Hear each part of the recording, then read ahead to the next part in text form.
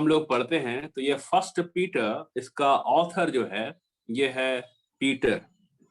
सो ये पीटर कौन है, पतरस कौन है? ये पतरस यीशु मसीह का 12 चेला में से एक है। और ये पतरस जो है यीशु मसीह के साथ ऑलमोस्ट लगभग 3.5 years यीशु मसीह के साथ रहा, टाइम स्पेंड किया, और यही वो पतरस है। अगर बाय प्रोफेशन पतरस का काम देखेंगे तो उसका काम क्या है? ही वॉज अ फिशरमैन, मछली पकड़ने वाला। तो उसको बहुत एक्सपीरियंस है मछली कैसे पकड़ा जाता है। तो ये एक्सपीरियंस के साथ पतरस रह रहा था और यीशु मसीह उसको बुलाया और उसका चेला बन गया। सो पतरस इस चिट्ठी को लिखा है। तो पतरस ने ये चिट्ठी कब लिखा? When he written this letter. So बहुत लोग ऐसा मानते हैं कि 62 से 67 के बीच में लिखा, मतलब AD 62-67 के बीच में ऐसा कुछ लिखा है। शुरुआती समय में पतरस जब यीशु मसीह का चेला बन गया, देन उसका लाइफ ट्रांसफॉर्म हो गया, और उसके बाद धीरे धीरे जैसा चर्च बढ़ने लगा वो एक अच्छा रैंक में था। इट वाज लाइक एक बिशप जैसा। और वो चिट्ठी इस तरीके से लिखा है। तो ये चिट्ठी किसको लिखा है? whom he is writing?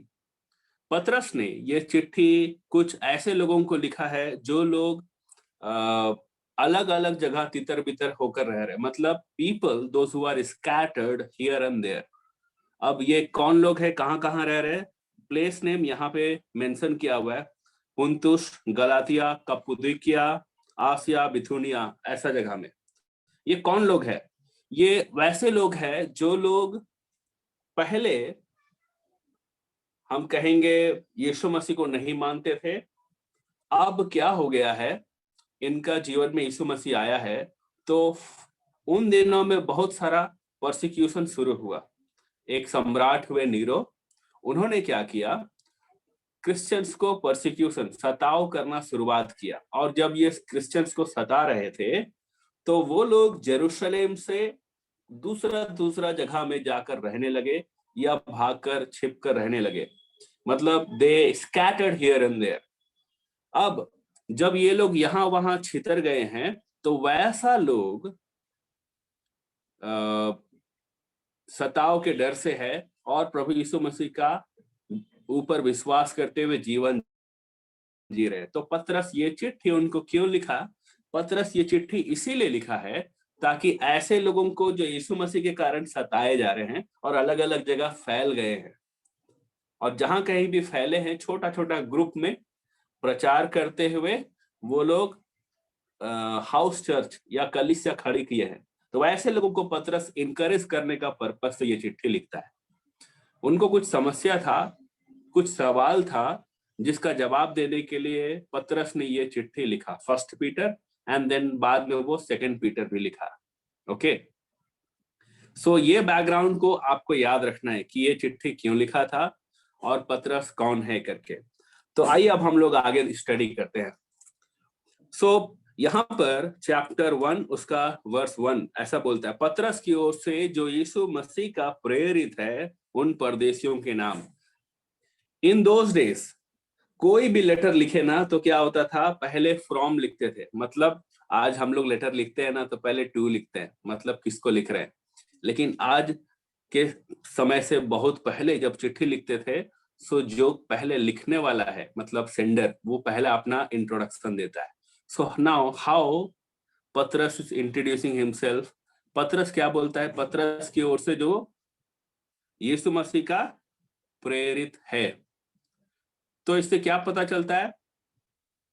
इससे ये पता चलता है कि पतरस का आइडेंटिटी बदल गया है। पतरस is identifying himself as apostle. ये अपोस्टल क्या है? इसका मीनिंग ये है कि one who stayed with Jesus Christ as disciple of Jesus Christ, जिन्होंने अपने आप को यीशु मसीह का चेला के रूप में 12 चेलों में से एक है करके पहचान बनाया है, या जो 12 चेलों में से एक है उनको अपोस्टल उन दिनों में बोलते थे, मतलब प्रेरित। ओके, सो ये प्रेरित लोग क्या करते थे, अगर हम डिक्शनरी का हिसाब से और थोड़ा डिटेल में देखें तो यीशु मसीह के साथ रहे, उसका जीवन को उन्होंने नजदीक से ऑब्जर्व किया एंड देन उनका जीवन में चेंजेस आता गया और वो लोग यीशु मसीह का जो मिशन है, जो उसका पर्पस था, उसको आगे बढ़ाए, मतलब गॉस्पल को, सुसमाचार को वो आगे बढ़ाए। तो ऐसे लोगों को अपोस्टल या प्रेरित कहा जाता था। नाउ ओरिजिनल आइडेंटिटी पतरस का क्या था? ओल्ड आइडेंटिटी वो था फिशरमैन, मछली पकड़ने वाला। When Jesus came his life transformed. जब यीशु मसीह उसका जीवन में आया, उसका जीवन बदल गया and his identity also changed, his profession also changed. इसका मतलब अगर हम और आप जब अपना जीवन को देखेंगे तो यीशु मसीह हमारा जीवन में कब और कैसे आया है और आने के बाद हमारा आइडेंटिटी कैसा चेंज हुआ है, क्या हम इस बात को देखते हैं? क्या इस बात को हम महसूस करते हैं? हमारा ओल्ड आइडेंटिटी क्या था? अच्छा, ये लड़का बहुत घूमने वाला है, ये इसको देखो, ये पहले ऐसा ऐसा गलत काम करता था पर अब नहीं करता, अब मसीह में इसका जीवन बदल गया है। क्या ऐसा कोई बोलता है?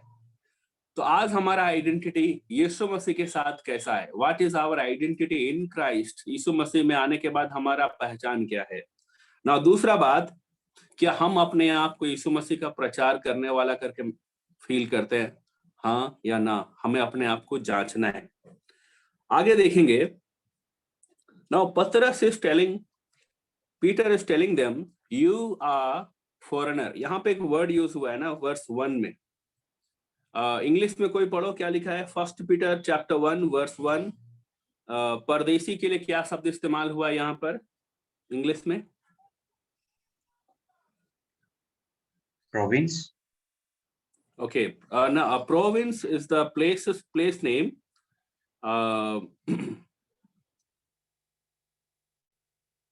But और कुछ फॉरेनर, एलियन, स्ट्रेंजर, ऐसा कुछ वर्ड यूज हुआ होगा, मालूम नहीं, डिफरेंट वर्जन में डिफरेंट लिखा होगा। हिंदी में लिखा परदेसी। सो ये परदेसी, स्ट्रेंजर या एलियन किसको बोलते हैं? अगर हम ऐसा लोगों को आइडेंटिफाई करें जो हमारा बीच में नहीं है, मतलब हमारा देश का नहीं है, हमारे देश से बाहर के आए हैं, तो हम उनको बोलते हैं फॉरेनर, परदेसी। ठीक है, ओके, माइक ऑफ कर देना Priscilla. Okay, thank you. So हम लोग उनको क्या करते हैं? बोलते हैं कि आप फॉरेनर हो। फॉरेनर जब बाहर से आता है तो हम उनका जो ड्रेसेस है, उनका फूड हैबिट्स, उनका बिहेवियर, उनका लाइफ स्टाइल, जीवन जीने का जो तरीका है, ये सब से हम पहचान जाते हैं कि ये लोग यहाँ का बंदा नहीं है, यहाँ के रहने वाले नहीं है, कहीं बाहर के रहने वाले करके हम क्या करते हैं? पहचान जाते हैं। और हम ये भी देखते हैं उनके पास उनका जो आई कार्ड होगा ना, वो भी ओरिजिनली वहां का नहीं होगा, कहीं और का होगा, मतलब सिटीजनशिप कहीं और का है उनका। और अगर हम बात करें उनका प्रॉब्लम्स क्या होता है, जो परदेसी है, तो उनका प्रॉब्लम्स एक्चुअली में उनका लैंग्वेज और खाने का बहुत दिक्कत होता है, एडजस्टमेंट में दिक्कत होता है, जो जहां पर वो लोग रहते हैं वहां पर ट्रस्ट इश्यूज होता है, मतलब लोग जल्दी भरोसा नहीं कर पाते। तो क्यों पतरस उनको बोल रहा है परदेसी? Why Peter is telling them, calling them you are foreigner, परदेसियों के नाम क्यों ये बोल रहा है?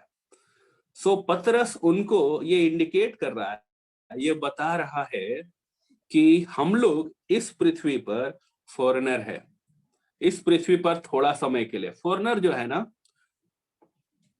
थोड़ा समय के लिए रहता है और उनका पर्पस रहता है कि हम यहाँ थोड़ा समय रहेंगे, कुछ काम करेंगे, कमाएंगे और वापस चले जाएंगे। तो पतरस वैसा ही कुछ बात यहाँ पे बोल रहा है। आओ हम लोग पढ़ते हैं फर्स्ट पीटर चैप्टर 1 और उसका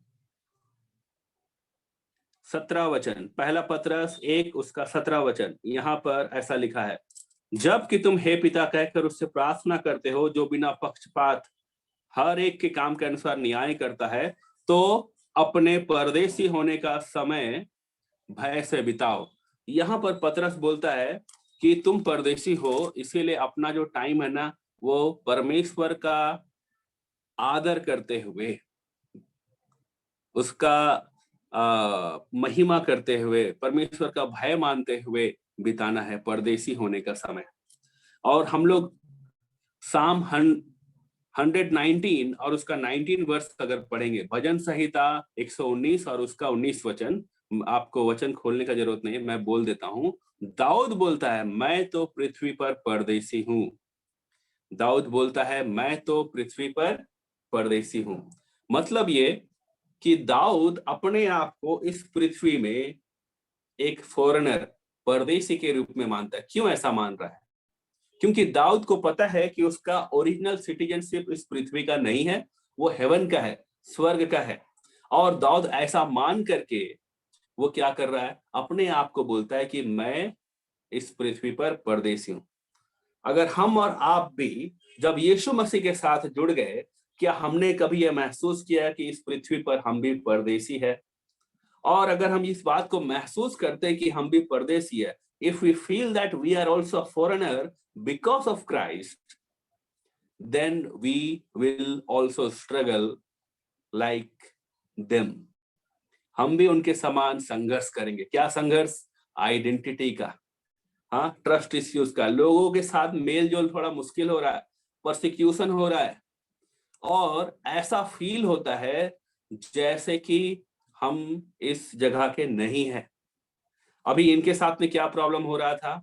पहला जनरेशन का जो क्रिश्चियन है, उनके साथ में क्या प्रॉब्लम है? उनके साथ में बहुत सारा प्रॉब्लम है, लेकिन उस प्रॉब्लम के बावजूद they are identified among gentiles as foreigner, कहीं बाहर से आया, और प्रभु के लोग करके उनका पहचान हो रहा है। They are easily identified. क्यों आसानी से उनको लोग पहचान ले रहा है? क्योंकि उनका बोली, उनका व्यवहार अलग है। अगर हम भी स्वर्ग के हैं और परमेश्वर जहां रहता है वहां हमारा घर है, वहां का हमारा नागरिकता है, तो हमें भी चाहिए कि हम परमेश्वर के गुण अपना जीवन से प्रकट करें और लोग देखें और कहे कि दे आर फ्रॉम आउटसाइड, वो लोग बाहर से आए हैं और ये लोग परमेश्वर के लोग हैं करके ऐसा पहचान हो। और पतरस उनको इसी बात को याद दिलाते हुए कई जगह में यहाँ पर उनको उत्साहित करता है। आगे हम देखेंगे, इधर यहाँ लिखा है वर्ष 2 में 2 वचन, पहला पतरस 1 उसका 2 वचन, आप में से कोई एक जन हिंदी में पढ़ दीजिएगा, जिसे भी मिले। पहला पतरस 1 अध्याय उसका 2 वचन, अगर आपने बाइबल खोला है तो प्लीज पढ़ दीजिए। और परमेश्वर पिता के भविष्य ज्ञान के अनुसार आत्मा के पवित्र करने के द्वारा आज्ञा मानने और यीशु मसीह के लहू के छिड़के जाने के लिए चुने गए हैं। आमीन। Thank you. यहाँ पर त्रिएक परमेश्वर का क्वालिटी के बारे में मालूम होता है, ट्रिनिटी, त्रिएक परमेश्वर का काम। हम यहाँ पर क्या देखते हैं? जो परमेश्वर पिता है, वो परमेश्वर पिता का काम क्या है? परमेश्वर पिता प्लानिंग करता है, पहले से इस बात को जान लेता है कि किसको चुनना है। सो गॉड द फादर ही सेलेक्ट्स, परमेश्वर चुनता है। हम और आपको प्रभु यीशु मसीह में हम कब आएंगे, ये परमेश्वर पिता प्लानिंग करता है।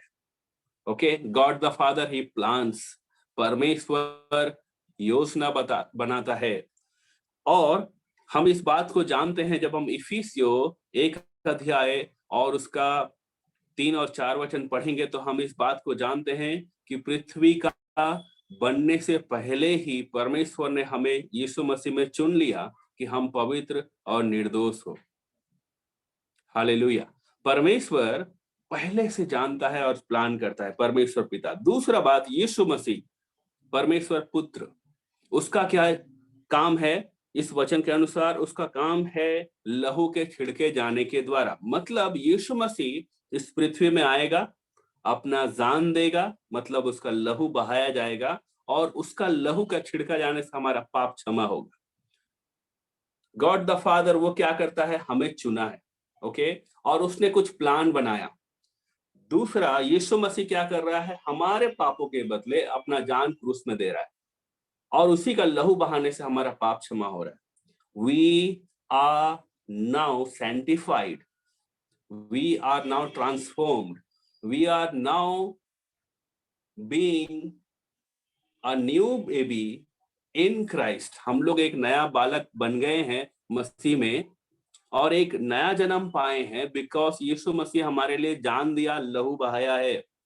और यीशु मसीह सेक्रिफिशियल डेथ हमारे और आपके बदले ले लिया क्रूस में, इसीलिए हम लोग बचाए गए। और तीसरा, पवित्र आत्मा का यहाँ पर क्या काम है, यहाँ पर लिखा है पवित्र आत्मा, आत्मा के पवित्र करने के द्वारा आज्ञा मानने। सो पवित्र आत्मा का क्या काम है? पवित्र आत्मा परमेश्वर का ये काम है, वो क्या करता है, हमें पवित्र करता है। नंबर 1, पवित्र आत्मा पवित्र करता है।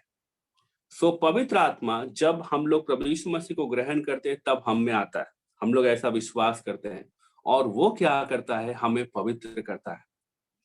We become saint, we become मतलब क्या बोलेंगे, चूजन वन, हम लोग एक चुने हुए बन जाते हैं और परमेश्वर हमें होली या पवित्र करता है और हमारा जीवन को बदलता है। नंबर 2, पवित्र आत्मा का क्या काम है, he helps us to obey Jesus Christ. वो हमें सहायता करता है कि हम यीशु मसीह का आज्ञा को मान सके। परमेश्वर पिता प्लानिंग करके चुनता है, यीशु मसीह अपना जान दिया क्रूस में, और होली स्पिरिट क्या करता है, वो हमारा जीवन में आकर हमें पवित्र करता है और यीशु मसीह का आज्ञा को मानने में हेल्प करता है। द क्वेश्चन इज, कौन कैसे इतना ज्यादा ओबीडिएंट हो सकता है यीशु मसीह का? वो डिपेंड करता है कि पवित्र आत्मा कितना हमारे अंदर में काम करता है और हम कितना उसको अलाउ करते हैं। सो आइए त्रिएक परमेश्वर को हम अपना जीवन में अलाउ करें। आगे देखेंगे वर्स 3 ऑनवर्ड्स, 3 वचन से। सो मैं चाहूंगा आप में से कोई एक जन हिंदी में पढ़ दीजिए। पहला पतरस 1 उसका 3 वचन।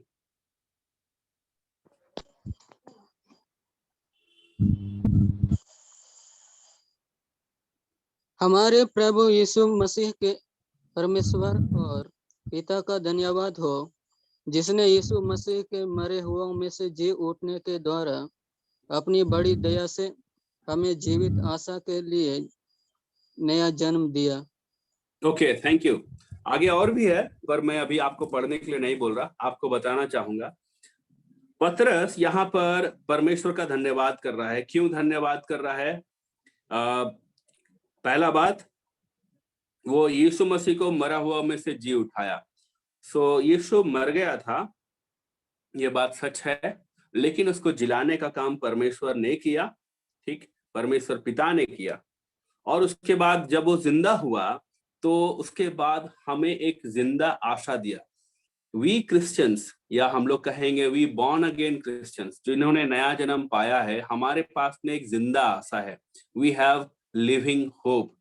देखो, होप एक ऐसा है, कुछ ऐसा होप है जिसका एक्सपायरी है, मतलब खत्म हो जाएगा, ठीक है, थोड़ा टाइम के बाद में। But we have eternal hope, living hope.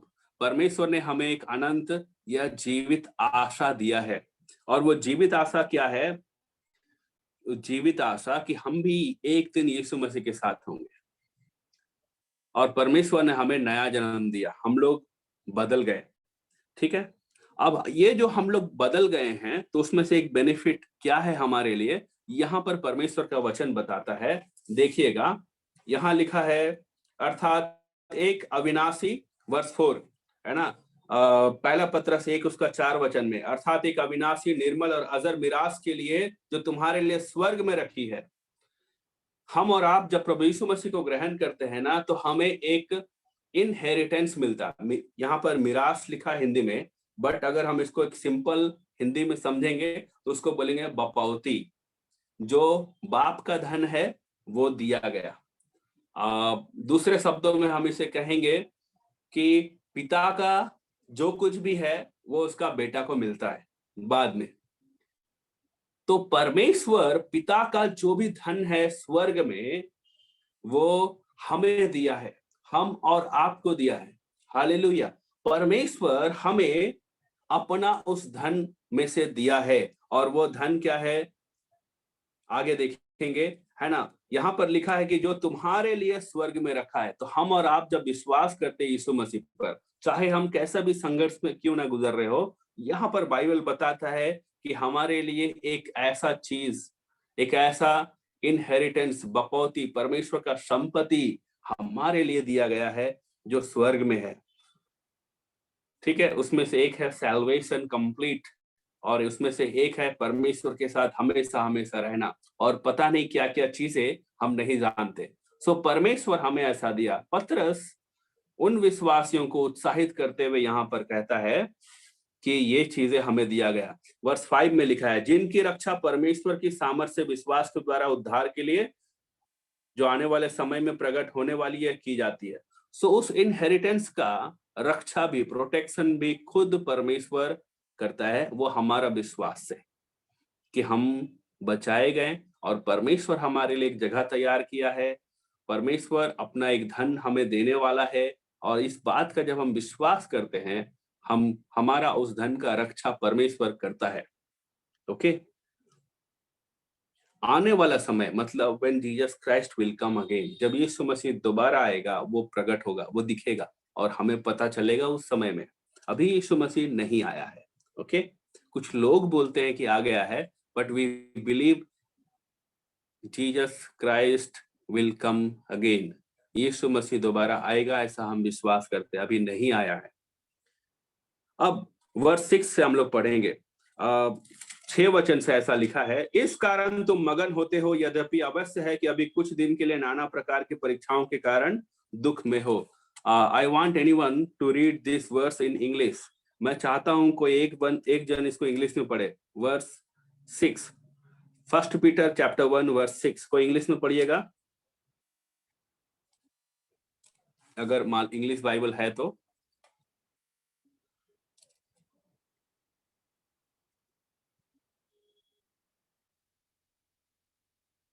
पहला पतरस 1 उसका 6 वचन पढ़िए।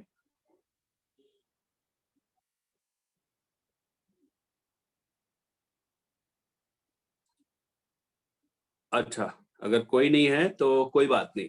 यहाँ पर लिखा है, इस कारण मगन होते हो, यद्यपि अवश्य है कि कुछ दिन के लिए नाना प्रकार के परीक्षाओं के कारण दुख में हो। उसका क्या मतलब है? देखिए, पतरस को पता है कि जो बिलीवर्स है वो यहाँ वहां फैले हुए हैं, और ये लोग कई तरह का सताव या संघर्षों से होकर गुजर रहे हैं। क्योंकि जब नया जगह में जाते हैं ना, तो जॉब नहीं है, उनको खुद से मेहनत करना है, सेटल होना है, कई तरह का सिचुएशन और स्ट्रगल्स है। अब उसी स्ट्रगल में यहाँ पर पतरस उनको बोल रहा है, ये जरूरी है। यहाँ पे हिंदी में लिखा, यह अवश्य है, यद्यपि अवश्य है कि अभी कुछ दिन के लिए। अगर हम इसी को इंग्लिश में पढ़ेंगे तो लिखा है, for a while it is necessary. हाँ, थोड़ा समय के लिए जरूरी है कि तुमको परेशानी होगा, कई तरह का टेम्पटेशंस, ट्रायल्स लाइफ में आएगा। पतरस इस बात को जानता है और उनको इनकरेज कर रहा है, थोड़ा समय के लिए प्रॉब्लम्स विल कम, प्रॉब्लम आएगा लाइफ में। बहुत लोग ऐसा संदेश सुनाते हैं या सुसमाचार सुनाते हैं कि जब यीशु मसीह पर आप विश्वास करेंगे ना, आपको बहुत अच्छा दिन आएगा। मेरे प्रियो, बाइबल, परमेश्वर का दास पतरस इस बात को बता रहा है कि यीशु मसीह को ग्रहण करने के बाद सताव के कारण ये लोग यहाँ वहां फैल गए, और कई जगह अभी सताव हो रहा है ना। और हम ये बताना चाहते हैं कि यीशु मसीह को ग्रहण करने के बाद बहुत अच्छा दिन नहीं होता, प्रॉब्लम्स भी लाइफ में आता है। और पतरस उनको इनकरेज करते हुए बोल रहा है कि अवश्य कि थोड़ा समय के लिए प्रॉब्लम होगा। ये थोड़ा समय क्यों बोल रहा है पतरस? Why Peter is telling for a while, for a season, for few days? ऐसा क्यों बोल रहा है पतरस? Because Patras has different perspective to see the time. पतरस के पास एक अलग नजरिया है इस समय को देखने का। आइए हम उस वचन को पढ़ेंगे। 2 पीटर, दूसरा पतरस 3 अध्याय और उसका 8 वचन, कोई पढ़िएगा। दूसरा पतरस 3 अध्याय उसका 8 वचन। 2 पीटर 3:8 कोई पढ़िए।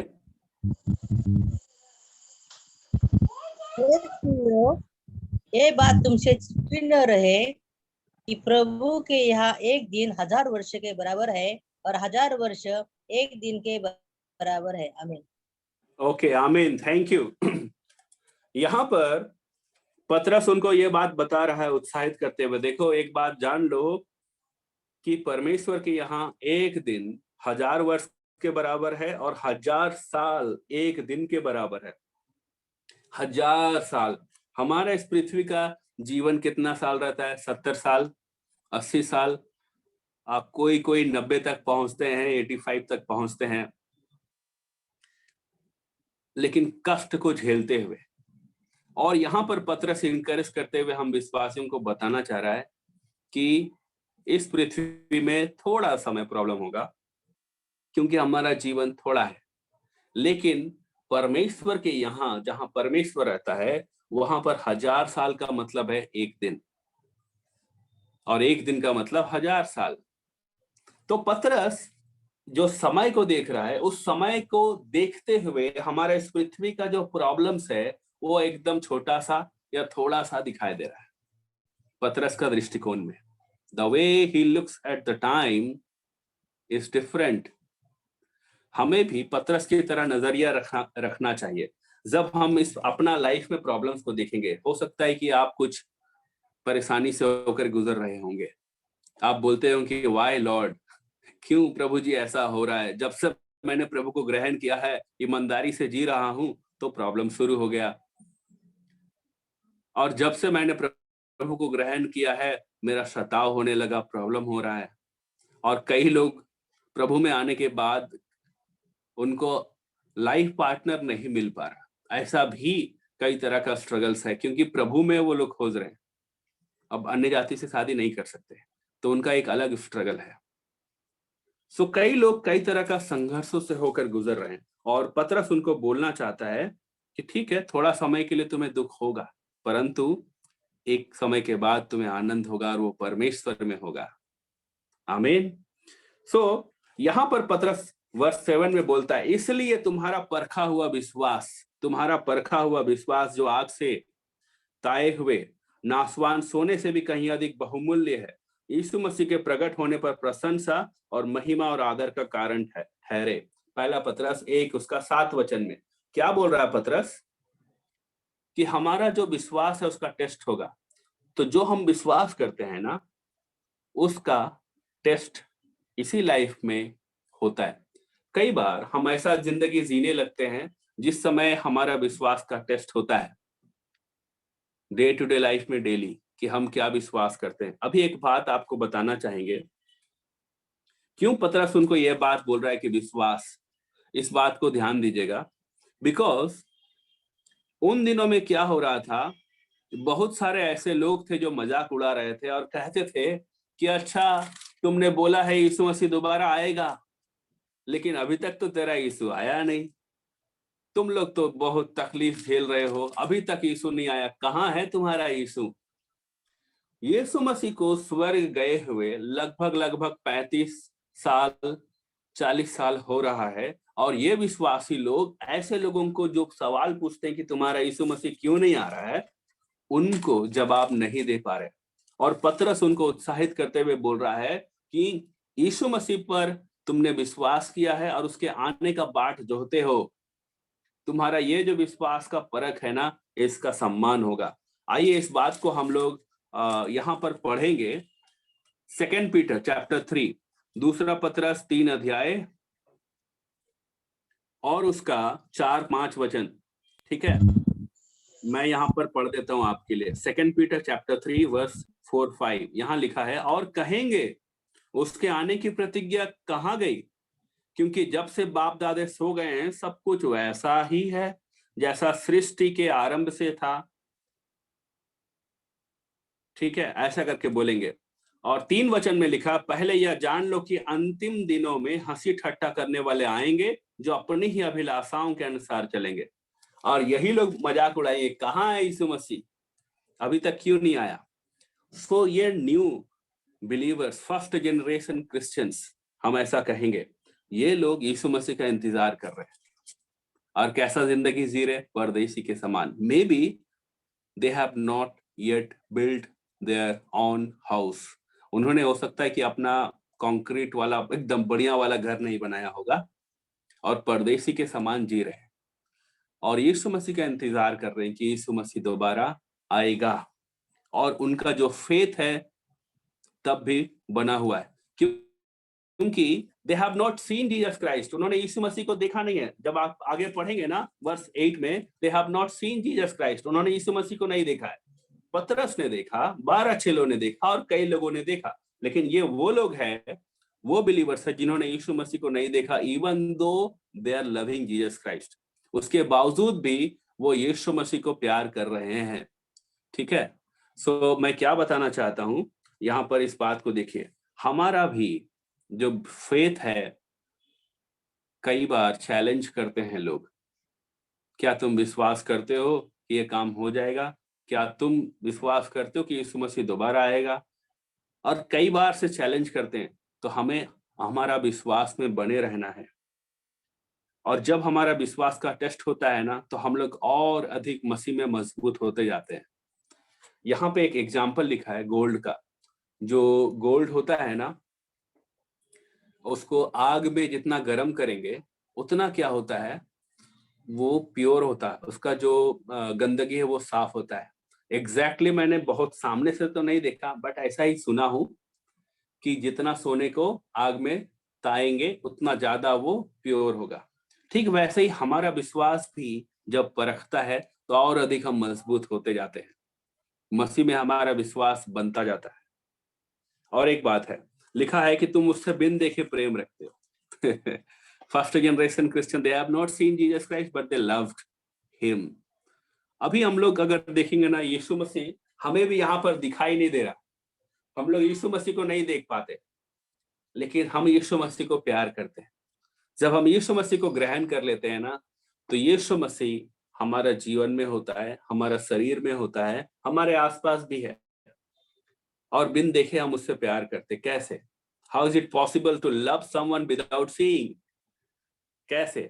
जब हम परमेश्वर का वचन बाइबल को पढ़ते हैं ना, हम परमेश्वर को, यीशु मसीह को जानते जाते हैं पर्सनली।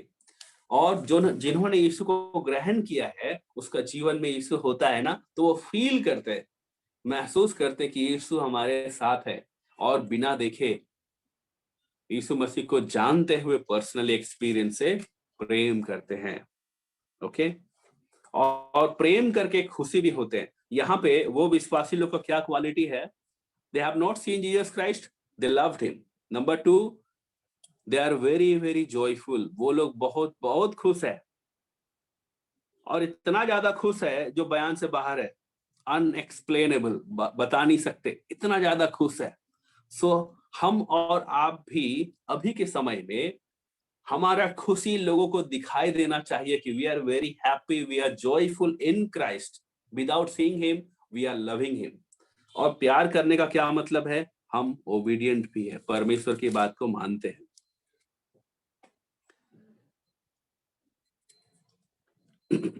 सो हमें अपने आप को जांचना है और इस बात को देखना है कि क्या हम बिना यीशु मसीह को देखे प्यार कर रहे हैं, हाँ या नहीं। अपने आप को जांचना है। साइंस बोलता है या एथिस्ट बोलते हैं कि कहाँ है गॉड, दिखाओ तभी मानेंगे। मैं प्यार तभी कर सकता हूं जब परमेश्वर सामने आके दिखाई दे। कई लोगों ने दर्शन में देखा, दे हैव सीन विजन, और they have talked kind of face to face also. कुछ लोग ऐसा बोलते हैं, इस बात का दावा करते हैं, बट बहुत सारे मैक्सिमम ऐसे भी लोग हैं जो इस बात का दावा नहीं करते, परंतु उन्होंने एक्सपीरियंस किया है यीशु मसीह का प्रेजेंस को।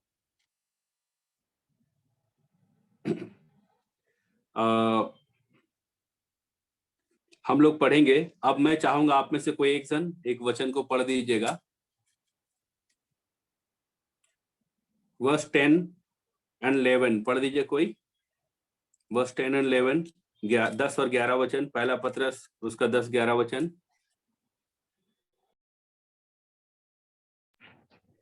इसी उद्धार के विषय में उन भविष्यद्वक्ताओं ने बहुत ढूंढ डांड और जांच पड़ताल की, जिन्होंने उस अनुग्रह के विषय में जो तुम पर होने को था भविष्यवाणी की थी। उन्होंने इस बात की खोज की कि मसीह का आत्मा जो उनमें था और पहले ही से मसीह के दुखों की और उसके बाद आने वाली महिमा की गवाही देता था, वह कौन से और कैसे समय की ओर संकेत करता था। Okay, thank you. सो यहाँ पे सैल्वेशन के बारे में पतरस बता रहा है, ये बात को बताकर हम लोग रखेंगे।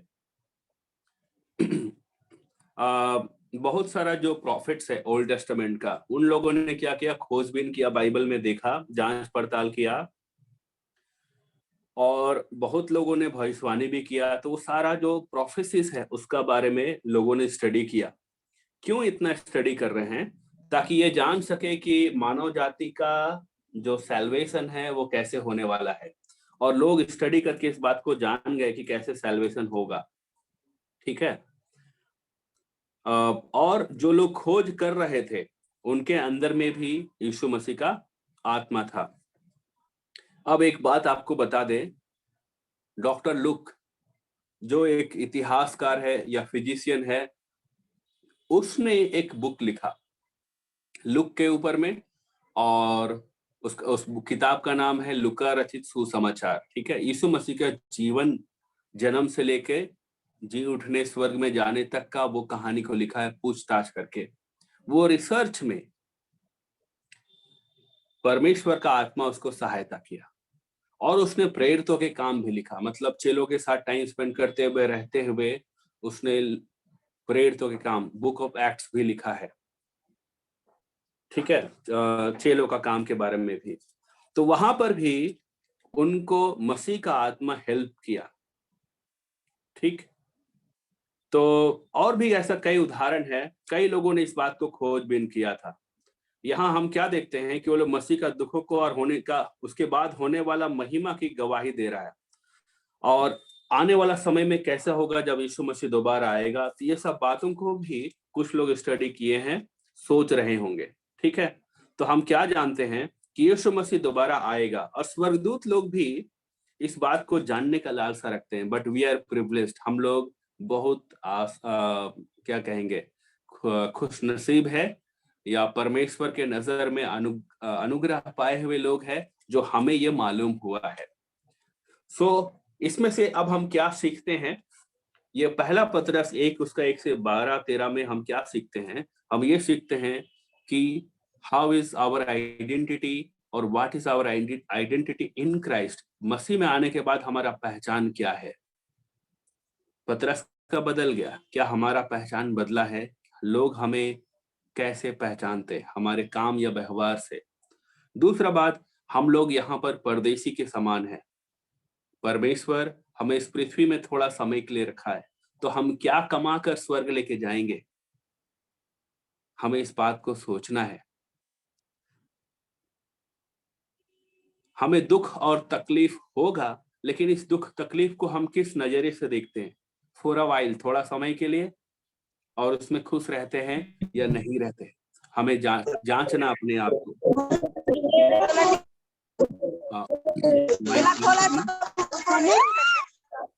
माइक को म्यूट कर देना प्लीज। ओके। हम लोग आगे देखेंगे। यहाँ हमने त्रिएक परमेश्वर का काम को देखा है, पिता, पुत्र और पवित्र आत्मा का काम को। तो पिता परमेश्वर हमें प्लानिंग करके चुन लिया है। परमेश्वर का धन्यवाद हो क्योंकि उसने चुना है, और यीशु मसीह हमारे लिए अपना जान दिया है, उसका धन्यवाद हो। और पवित्र आत्मा हमें पवित्र करता है, ये पहला काम है। और दूसरा, पवित्र आत्मा हमें हेल्प करता है कि हम यीशु मसीह का आज्ञा मान सके। ठीक है। और फिर हमने ये सीखा कि यीशु मसीह को जी उठाने वाला परमेश्वर पिता है, और उसी की वजह से हम नया जन्म पाए। We are born again because of God the father. और हमने ये भी देखा, जब हम नया जन्म पाए हैं तो हमें केवल ऐसे ही नहीं छोड़ दिया। जब कोई जन्म होता है तो उसे बर्थडे गिफ्ट भी मिलता है, और वो गिफ्ट है हमारे लिए इनहेरिटेंस, परमेश्वर का जो संपत्ति है वो हमें दिया गया, मिराश, और वो ऐसा चीज है जो आंख ने नहीं देखा, कान ने नहीं सुना है, और उस चीज का जो स्वर्ग में रखा है हमारे लिए परमेश्वर रक्षा करता है। और उस चीज के बारे में अगर हम देखेंगे ना और सोचेंगे तो हमारा फोकस हमारा प्रेजेंट प्रॉब्लम्स पर हटकर स्वर्गीय आशीषों में लगा रहेगा और हम भी इनकरेज्ड होंगे। फिर हमने ये भी देखा कि दुख हो तब भी हमें आनंदित रहना है और यीशु मसीह को बिना देखे हमें प्यार करते रहना है, आज्ञाकारी बने रहना है। We are blessed more than angels and more than people those who have seen him. उनसे ज्यादा हम आशीषित है क्योंकि हमने यीशु मसीह को नहीं देखा तब भी प्यार करते हैं। परमेश्वर इस वचन से हमें उत्साहित करे और हमारा जो भी प्रॉब्लम्स है उसको सहने में सहायता करे। आइए हम प्रार्थना करेंगे। प्रभु परमेश्वर, हम आपका धन्यवाद करते हैं पहला पतरस का इस स्टडी के लिए। प्रभु जी, आपने सहायता किया, हम इस वचन में से देख पाए प्रभु कि आप दोबारा आने वाले हैं और हमें एक आशा दिए, लिविंग होप, कि हम आप पर आशा रखें। प्रभु आपका धन्यवाद करते हैं परमेश्वर कि आप दोबारा आने वाले हैं और हमारे इस पृथ्वी का दुख जो क्षण भर का है, कुछ समय का है प्रभु, जिससे हमारा विश्वास का परख होता है, वैसा कुछ ट्रायल्स हमारा लाइफ में आ रहा है प्रभु जी, वैसा ट्रायल्स में भी प्रभु हमें स्थिर रहने के लिए, मजबूत रहने के लिए सहायता कीजिए। परमेश्वर आप सहायता कीजिए कि मेरे परमेश्वर हम लोग आप पर विश्वास रखते हुए दूसरों को जवाब दे सके और सुसमाचार सुनाने वाले हो सके। हमारा आइडेंटिटी यीशु मसीह में आप बदल जाए परमेश्वर, हम आपसे ऐसा चाहते हैं। प्रभु हम अपने आप को तेरे हाथों में सौंपते हैं और इस पृथ्वी पर प्रभु जी हम अपने आप को परदेसी के समान बनते हुए, सोचते हुए, जानते हुए प्रभु जीवन बिताने पाए और आपका पहचान को इस पृथ्वी में लिए रहे। आपका स्वर्गीय व्यवहार जो है परमेश्वर, उसको हम लोग उस चरित्र को यहाँ पे दिखा सके। प्रभु आप ऐसा सहायता और मदद करना। हम अपने आप को तेरी महिमा के लिए सौंपते हैं प्रभु जी। हम में से कोई अगर ऐसा है प्रभु जो बहुत संघर्ष में है, प्रॉब्लम से होके जा रहा है प्रभु, तो उसके ऊपर दया कीजिए परमेश्वर, उसको इनकरेज कीजिए प्रभु, और प्रभु प्रॉब्लम से बाहर आने के लिए सहायता कीजिए। यीशु के नाम से हम इस प्रार्थना को मांगते हैं, आमीन।